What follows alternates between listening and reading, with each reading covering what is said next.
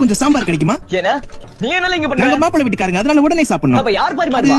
ஏன் அப்படி காட்டுறீங்க? இல்ல மேட்ரிமோனில வேலை பார்க்கற வாயை மூட்ட வந்த வேலையை மட்டும் பாரு. இங்க வா. இவன் தான் மாப்பிள்ளையோட தம்பி. வணக்கம்ங்க. ஏலே நீ ஏன் இதெல்லாம் பண்ணிட்டு இருக்க? குடு. அட வேணா சாமி, நான் நான் பண்றேன், நீ போய் சாப்பிடு. நானே பரிமாறேன் சாமி. ஓய், எதுக்கு ரெண்டு பேரும் சண்டை போடுறீங்க? ரெண்டு பேரும் சண்டை போடாம இங்க வந்து சாம்பார் பரிமாறுங்க, ப்ராப்ளம் சால்வ்.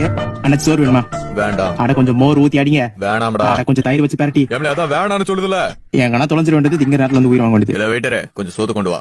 தயிரோட பெஸ்ட் அடிக்கணும். ஏடா பாசி தலையா, நான் உன சோறு வேணுமான்னு கேட்டனா இல்லையாடா?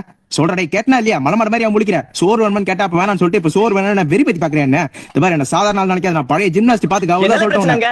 பார்ட்னர் அவங்ககிட்ட நான் சோறு வேணுமான்னு கேட்டப்பல வேணாம் பூம் வர மாதிரி தலையாட்டிட்டு இப்ப என்ன போக விட்டு சோறு கேட்டு வெறி பத்தி பாக்குறான்.